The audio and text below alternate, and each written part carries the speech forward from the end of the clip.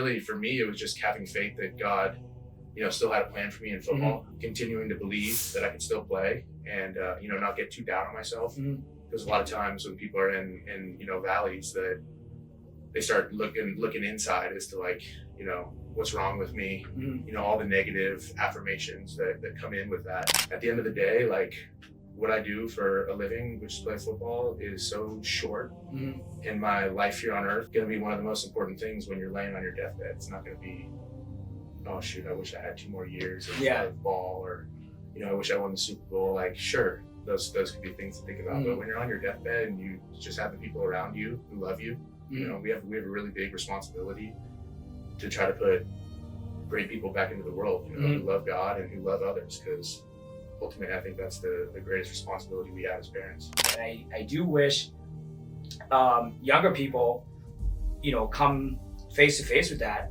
sooner or later, because we're here for a brief, short moment of time. Like, appreciate what you have. I think that's where you get joy. And to get what you want, I think that's more a definition of happiness, which is mostly short-lived. And this is what I love about watching football, right? It's one sport that you can openly celebrate God for like for your accomplishment. Why is it mostly football and not in any other sport? That's a good question. I'm not really sure. All right, everyone, welcome to another episode of the Mile Connect podcast. Today I have a great guest, a great friend, and he's just an all-around an amazing guy. Went through a lot, played a lot of football, still playing a lot of football, and just went through so many adversities. Just gonna have a lot of insight, a lot of knowledge, share his wisdom with all of us here today. So without further ado, welcome to the show, Nick Bawden. Thank you. How are you, man? Natty. I'm doing good, dude. Yeah, obviously, going through a lot right now with just being released from the Jets. I've been here since 21, playing fullback, and so I'm able to spend a lot of time with my family right now. Just dive even more into God and see what He wants for us. Because a lot of it's out of my control. I think that's more life in general, right? I think we always have a certain plan that we think where it's gonna go one way, but it's never go that way. I love that you just brought that up. Let's talk into it, and we'll fill the gap with your background as well. So obviously, the news you just mentioned, you just got released. So this is not your first time, right? So like, what's your process? Like, especially because you're handling it really, really well based on with all the guys I've been working with, like the way you handle it, I think is probably some of the best way compared to all the other people that I've been around with. So what was it like the first time being released, and how have you matured from the first one to dealing with this adversity right now? Yeah, for sure. So I was with Detroit for 3 years prior to being with the Jets. So I was drafted there in 18, had an ACL in minicamp of my rookie year. So I was there for, a couple months, had a cup of coffee, started learning the offense, and then boom, blew out my ACLs. First big injury I've had in my career. I've had broken fingers and, plenty of sprained ankles. My wife always thinks that I have a sprained ankle all the time just because of the way they look naturally. But so played my next year in Detroit, and then had another knee injury. So I was out, played 10 games my second year, and then my third year, I think myself and the second opinion doc thought that I had something going on with my knee, something with my ACL, and just kind of decided to not go into it and do a scope. Just the team thought it was maybe not the best idea. So COVID happened to hit then, and I was trying to come back for my third season, and then I get back to training camp after spending all the time back home, training throughout, kind of telling the team, hey, I got some instability. Was hearing like this is your new normal, and I get back in day one, blow out my ACL again. So 3 years in Detroit and 3 knee injuries. So after that, the whole front office got rebooted, coaching staff was fired, a bunch of new guys came in. A lot of times when that happens, they take account of everybody on the team and basically try to fill in gaps. And one of the things they said to me was like, you're always injured. Sorry. So I was released in Detroit, and that was right around the time that my wife now, she was pregnant with our first kid, Skylar, who's 3.5 now. And so when that happened, you know, it was the first time I'd ever been cut. You know, I'd only known Detroit. You know, they were telling me about these injuries and you know, what the issues were as to why I wasn't going to be brought back. And at the time, you know, I didn't know if I was ever going to play football again. So we moved all of our stuff into storage from Detroit, moved back to California, where we're both from, and kind of just, I kept training. You know, I had to recover from that second ACL still. Stuff was still hurting. But I thankfully throughout that COVID season, I was able to do rehab back home. So, you know, my mindset back then, I was still 24, you know, baby on the way, still just living as a kid, you know. I grew in maturity, obviously, you know, my few years in the league, but I was still living for the flesh and living for, you know, what I thought was going to fill me at the time. And it was a huge like turning point for me because I spent three months on the street. You know, knees were still hurting. You know, just training, kind of getting ready to be a father. Didn't know what that was going to be like. And then, you know, I ended up firing my agents at the time and got with another guy who, you know, I knew was grinding for me. So I ended up getting a workout.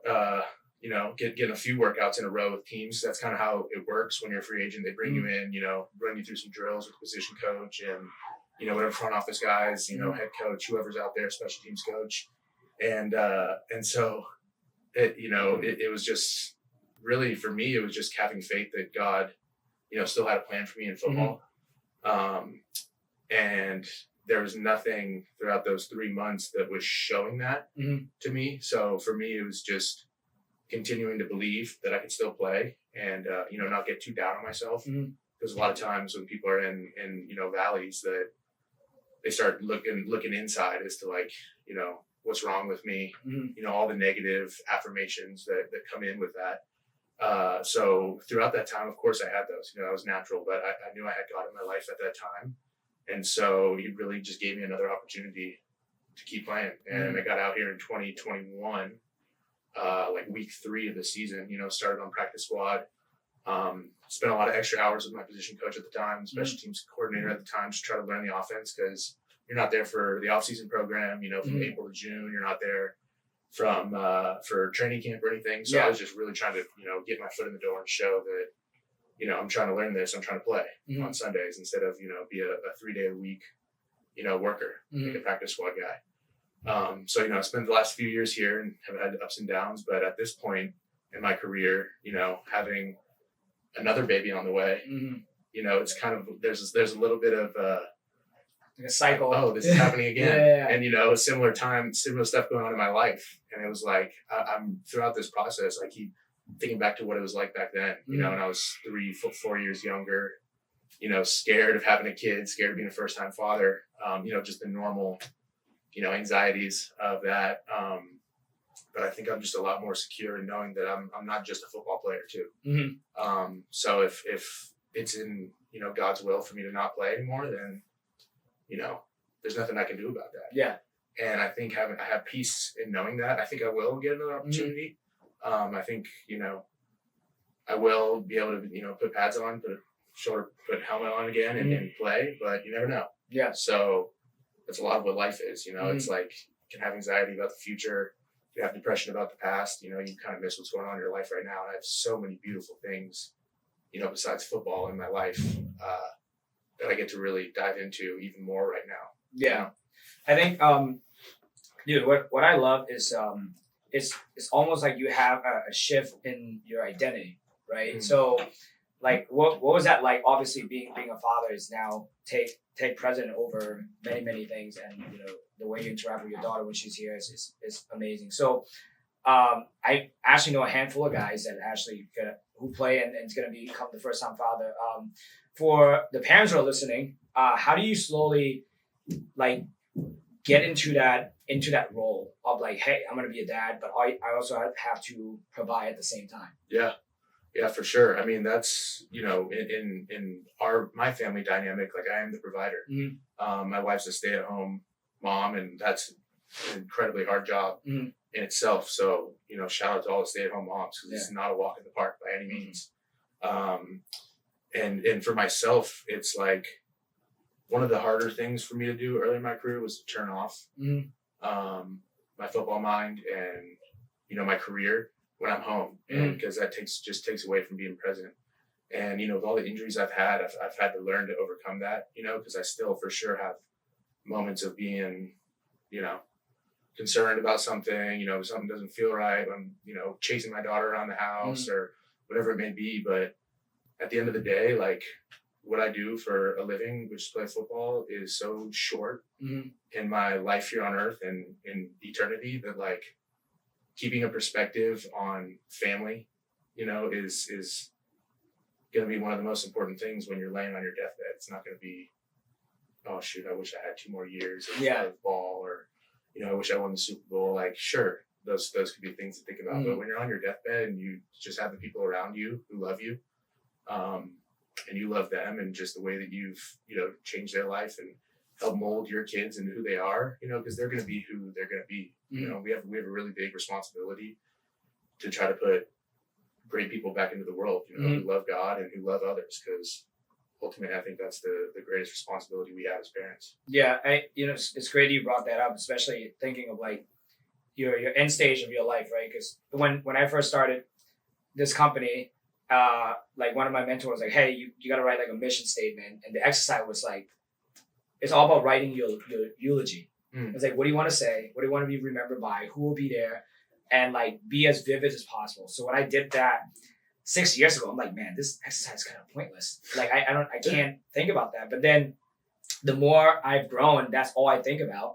I don't know if you saw in my office, but I have this life grid where like each week I come in, I circle this week, and that just show how much life I've lived so far. And then if I were blessed enough to live to 100, here's how much I have left. So I use that as perspective all the time. And I do wish younger people, come face to face with that sooner or later, because we're here for a brief, short moment of time to have, things preoccupying your mind.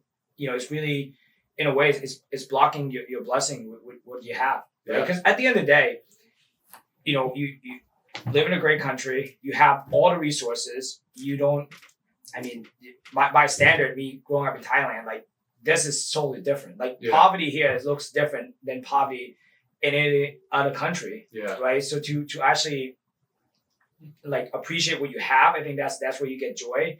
And to get what you want, I think that's more a definition of happiness, which is mostly short-lived, right? Yeah, so I think what people are chasing is like joy and fulfillment, but what they get, what's under the skies of that is like short-term happiness. Yeah, short-term gratification for sure. Yeah, because that is, there's what I've come to believe in what, the truth in my life that I've learned from Christ and from the Bible is that, we either walk in the flesh or we walk in the spirit. And a lot of things are walking in flesh is trying to fill ourselves with addictions, that could be a myriad of things, or and our career success, any of these things that we think are going to ultimately fulfill us. And what I've learned is, like, it's a God-sized hole, and there's nothing that will fill that hole like God will. And that's not to say that that's just an easy, simple step, because for me, I didn't grow up in the church. I didn't grow up,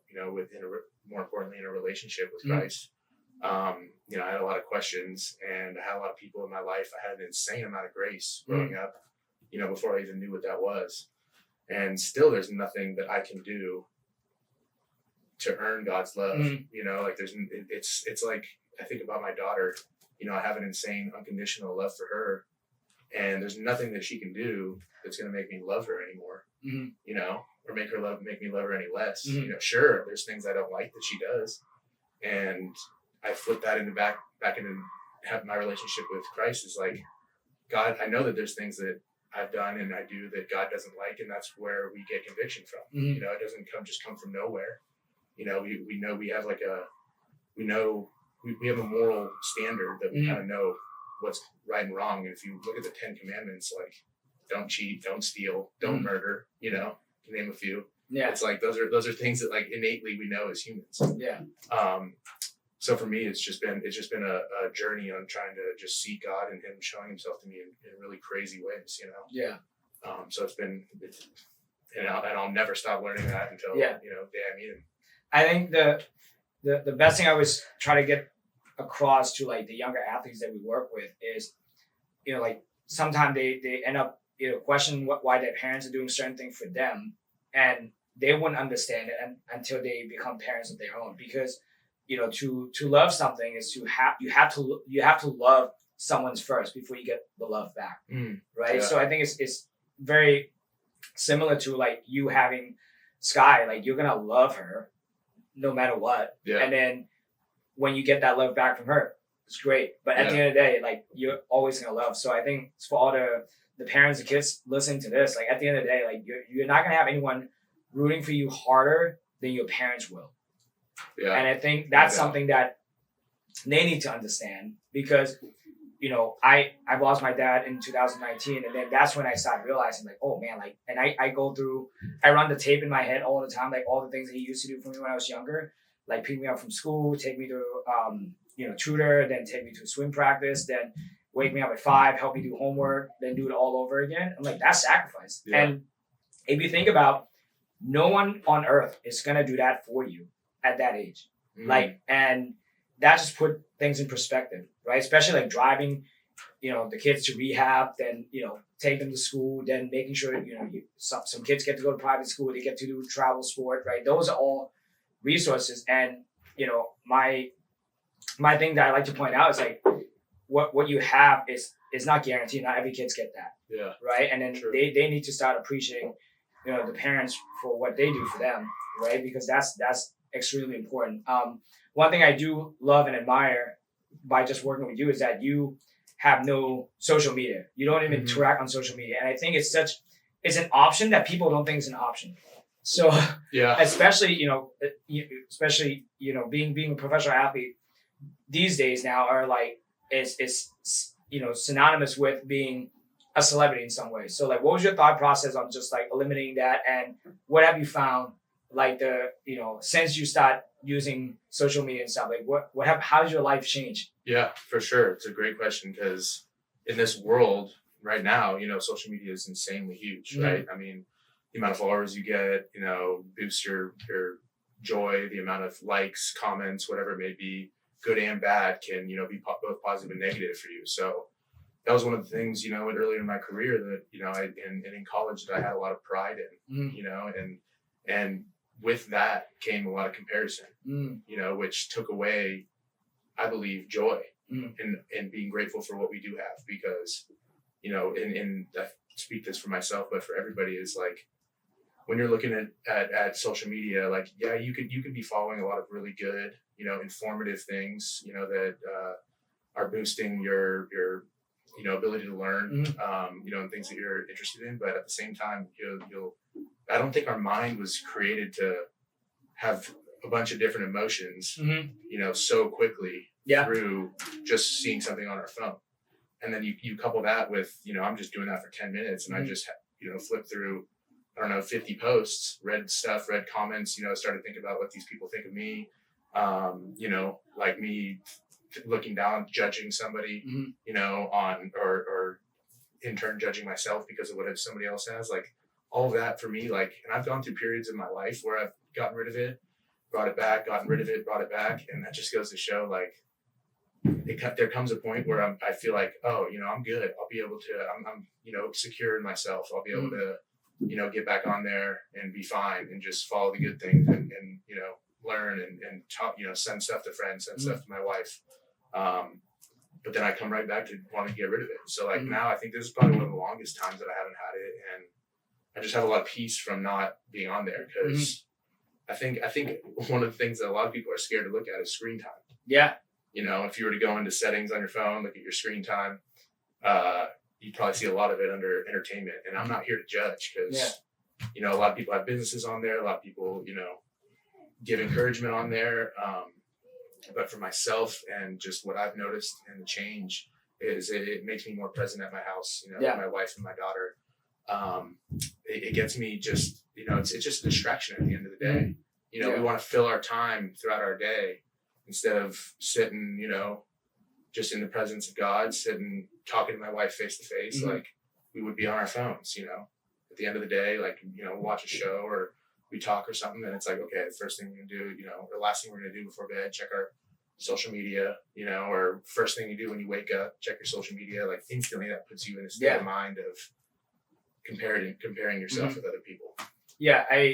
We obviously do a lot of social media for our company, right? And the one thing that I've learned through like people who are really good at creating content is that they always have in mind what kind of emotion they want to elicit from the people who are viewing the content. So you hit the nail on the head when you say like you're just going through 10 minutes, you were exposed to like sad, angry, happy, fun, like all mixed emotion at the same time. Yeah. Right. So that's something that's gonna put you in a hole more than and again, things that get viral are things that are very negative, things that are like will like they've done study where like people tend to share stuff that will make other people angry. So when you're angry, you want like, oh my God, can you believe this? And then you send to other people. So you get the same reaction from your peers. Be like, oh man, that's crazy. I can't believe so-and-so did that. Right. Because then, negative emotion just,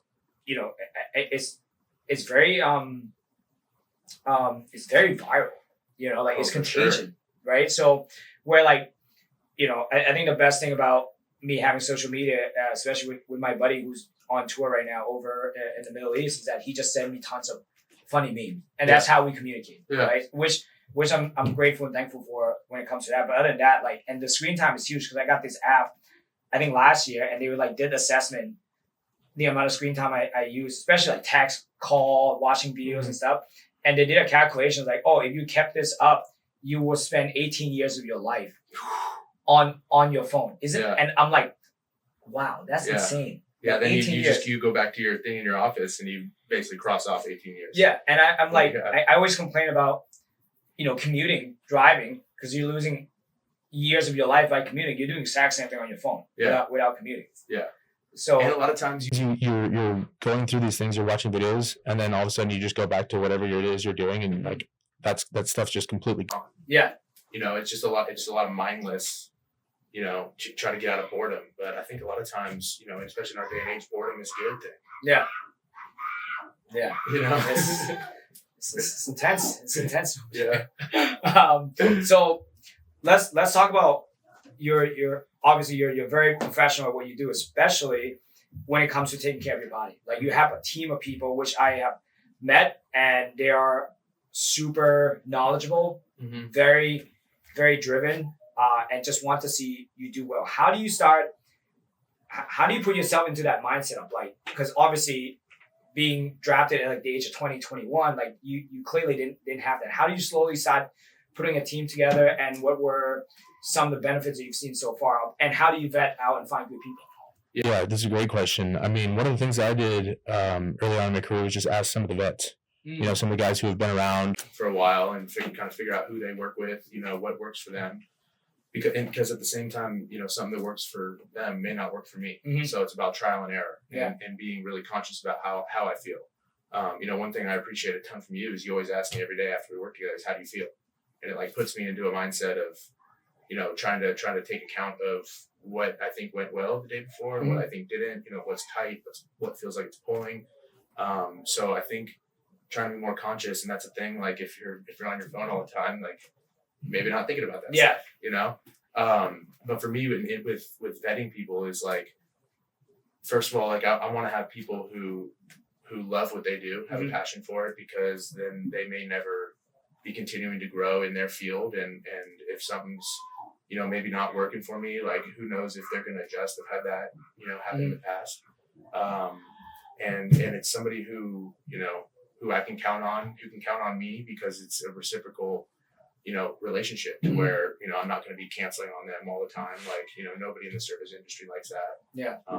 And it's like, to me, one thing that helped me, because I played quarterback growing up in high school, and then a little bit in college, and then switched to fullback. It was like I had to make this huge change about my body.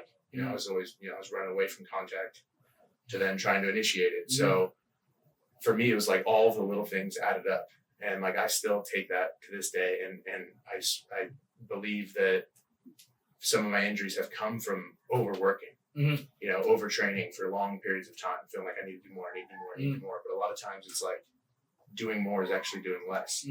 And it's letting your nervous system chill out. It's, you know, finding time to meditate, finding time to just relax, you know, instead of trying to always be on, always doing something. So for me, it's been a learning, you know, experience in enjoying that part of the process, because that part of the process you don't immediately feel like you do when you are working out. You get a pump or you're cardiovascular, you know, you're and then after you're done running, you're like, oh, okay, that was great. You know, I'm glad that's over. Yeah. Because I don't think anybody actually loves the feeling of not having enough oxygen, of being totally gassed out, but you love the feeling after, you know?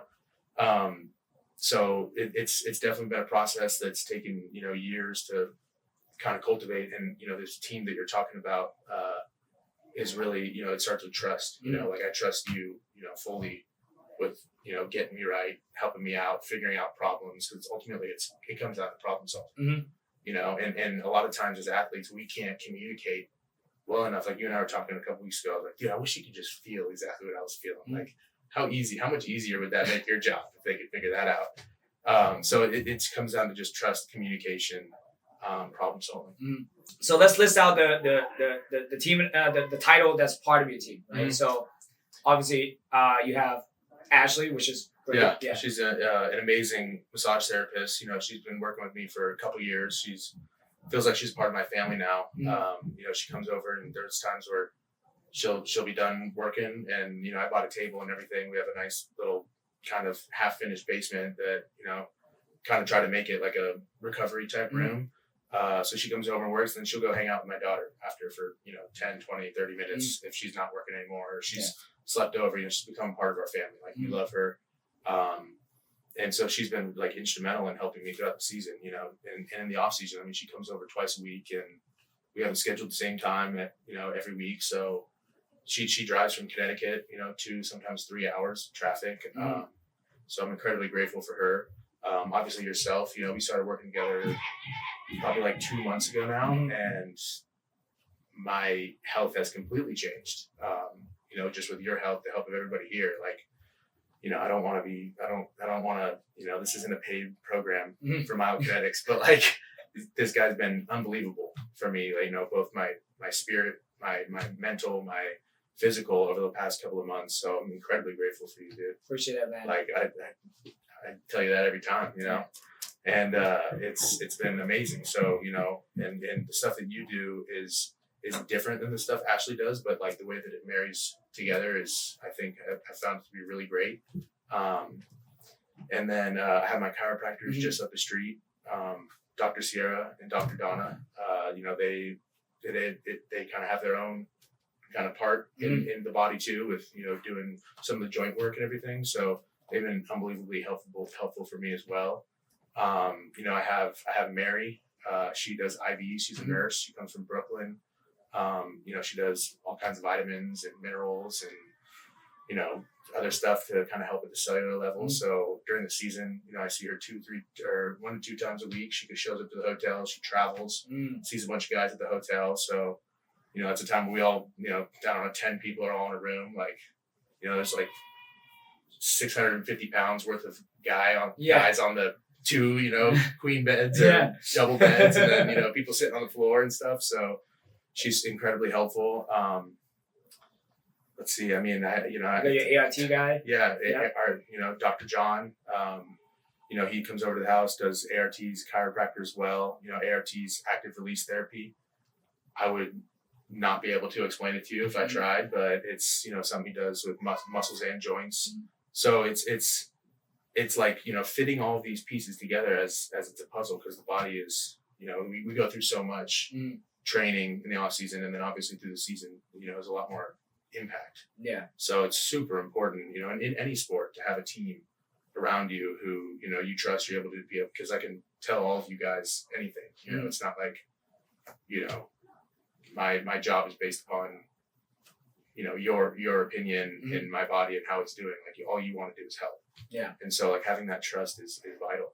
And I think I just love that you break all that down because they only see at the highest level, right? So like they will go like, oh well, Brady and then like LeBron's and all these guys. But I think anyone who wants to play for a long time, perform at a high level, like we all need a team. Yeah. Like I have my team, like I get work downstairs. Obviously, it's great, right? But then like I have like a certain functional medicine doc that I talk to and all of that stuff. So it's always good to have that. And I always tell like the parents that we work with, it's like it's not just for the kids that need the team. It's like the whole entire family needs to have a team that they can trust, that they can go to. Because think about it, like, right? Because we're only getting older and we're only going to encounter more problems. Yeah. And you want people who have seen different patterns, and you want a team of people that can communicate effectively, right? Like working with Ashley has been amazing. Even like, Eric with Dr. Lowe, like it's like just to be able to communicate. Like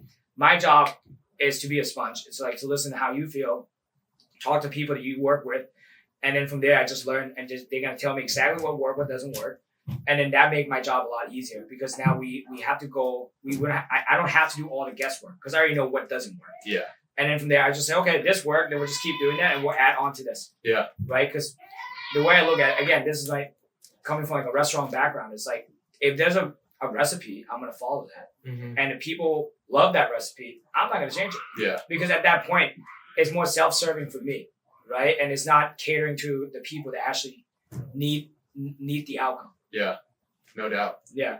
Yeah, because at the end of the day, all in being a professional athlete, like your body is your business. So like anything you can do, and it's sacrifice in investment of money, it's sacrifice investment of time, away from family, away from doing other things that I enjoy doing. But like at the end of the day, like my business is my body. So it's like, how bad do I want to keep it well? And how much time do I want to put in? How much money do I want to spend? All those things like are taken into account. But at the end of the day, it's also what I absolutely love to do. Yeah. I love playing football. I don't do it for a check.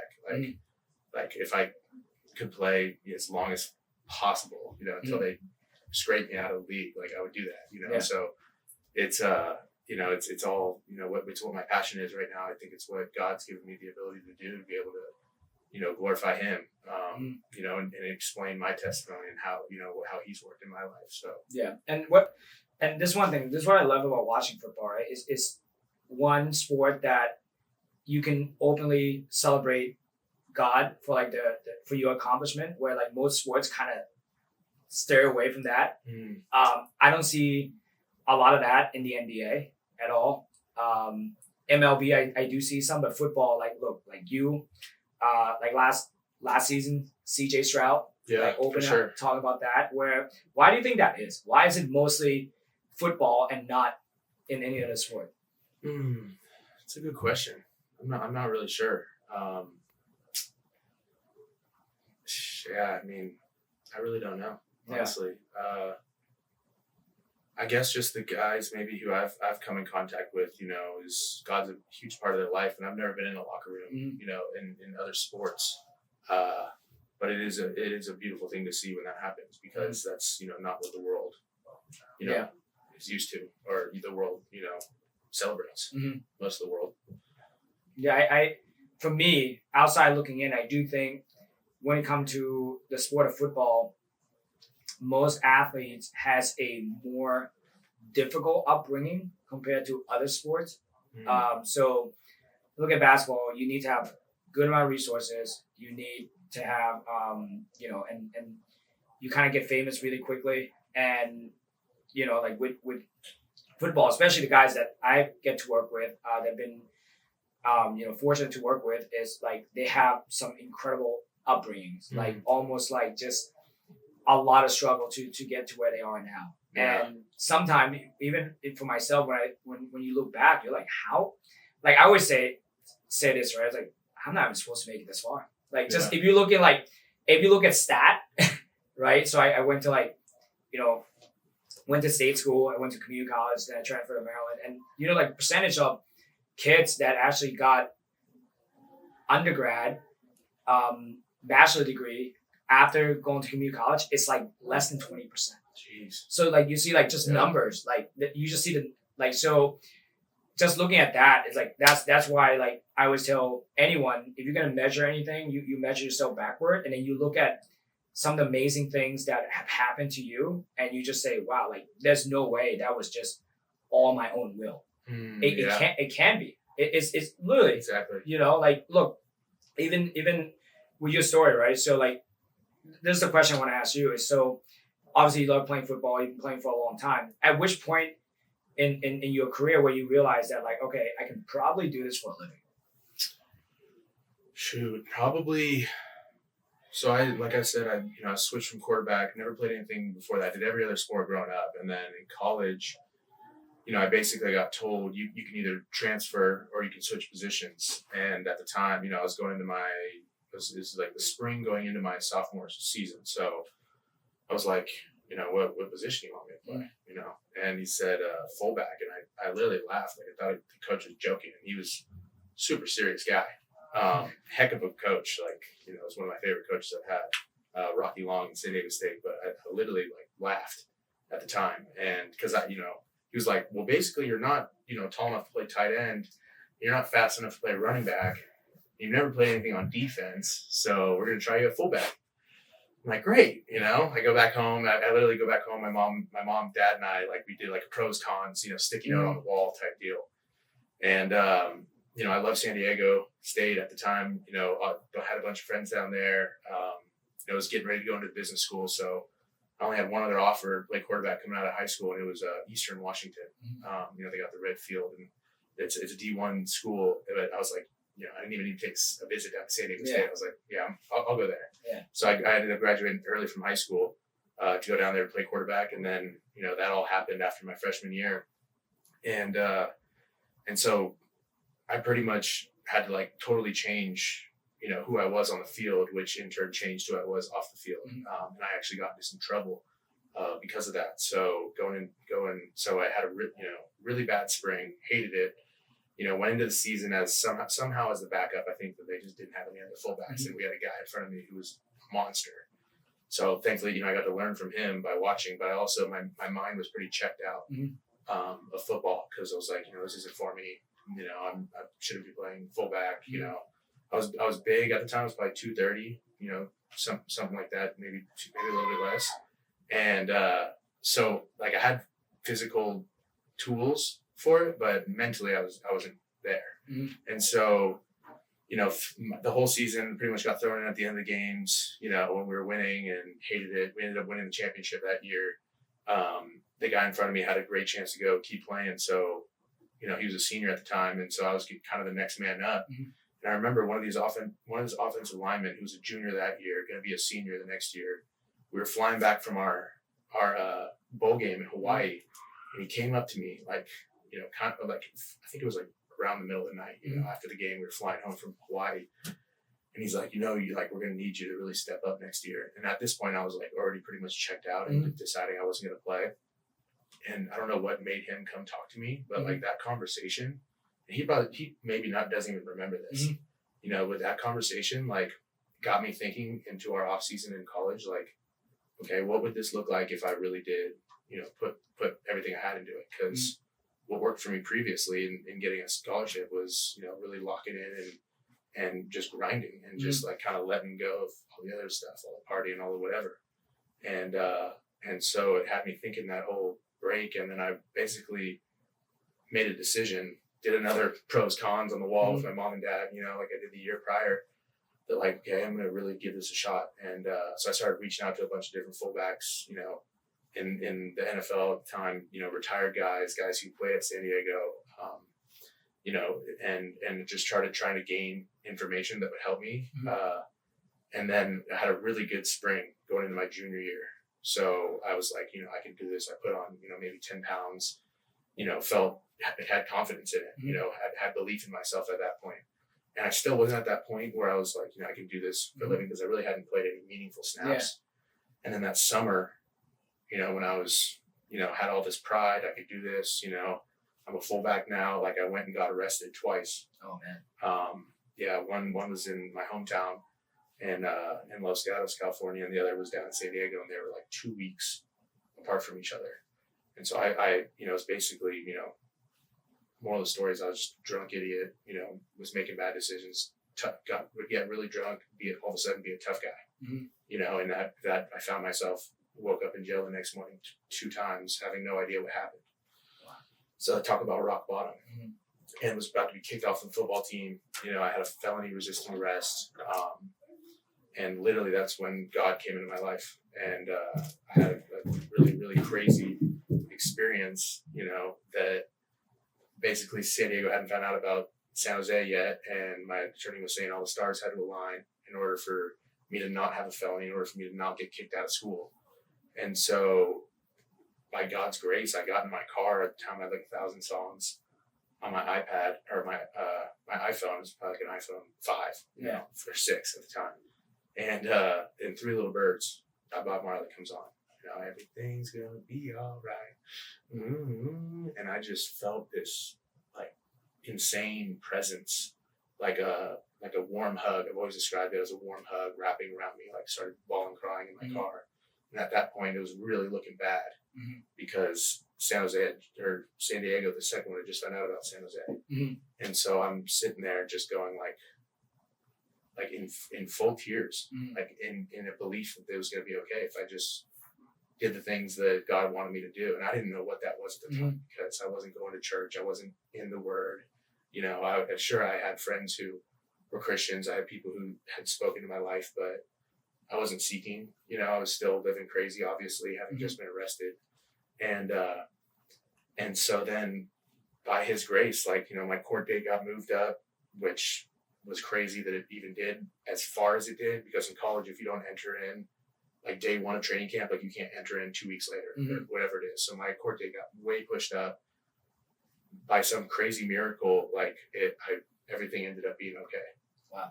And my attorney was like, dude, I'm a really good attorney, but I'm not really sure how this happened this way. Literally all the stars aligned. And so then I had a really good junior year. I didn't have any injuries, nothing. We had 2 amazing running backs that year, so they broke a bunch of records. And I was a first team All-American by Pro Football Focus that year. And that's when I was like, okay, I can really play this, so I was still, living as a college kid, but at that point it was like, okay, I look at my life in the past and it was like these different promotions, so to speak, that I got were like times where I just really got back to what was important at that time. And that was just grinding, not going and partying, not, doing the wrong things, eating healthy, all the little things added up. So going into my senior year, I was like, okay, I want to keep playing. I want to play this, there were still fullbacks in the league at the time. So there's still job opportunities, and then had a, good senior season, and gave myself an opportunity to get drafted, even having those, missteps, those arrests, because that was a huge talking point for everything within the combine, within the Senior Bowl, the post-college all-star game. Everybody was concerned. It's is this a pattern? Is this who you are? Or is this, dumb college kid? And thank God, I haven't had a single incident or anything like that since. So He's had His hand on me for that whole entire time. And that's kind of what, with the transition and knowing I could play, it was I want to do this. I love this. Yeah, dude, thank you so much for sharing that. Yeah. I think it's crazy that for us to think that we're gonna go through life without any misstep, right? And sometimes the misstep is actually a course correction, right? Because without those missteps, you're not gonna course correct. Yeah.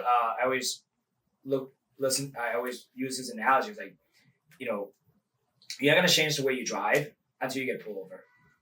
Yeah.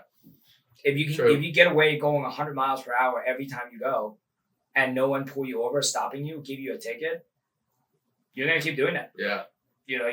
Misstep, I think is an opportunity for course correct. Just like how I view injuries are an opportunity to learn more about your body and then to improve on the little things to make it more meaningful. Yeah.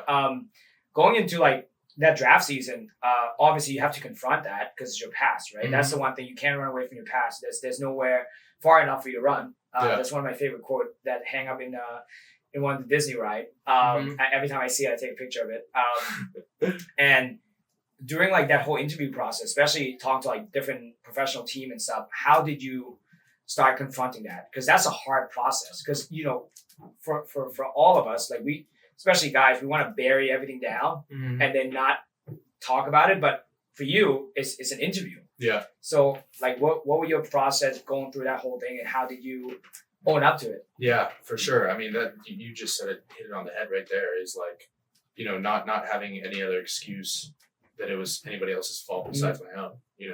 From the decision to be drinking to be drinking more to continue drinking more. Like, that never ends, and you never end up in a good place from doing that. So throughout those interviews, it was like, taking full responsibility, saying like it wasn't anybody else's fault. Like there's no other detail that like needed to be ironed out other than like, listen, I just made some stupid mistakes and I, for some reason, had to learn it twice, like within a month.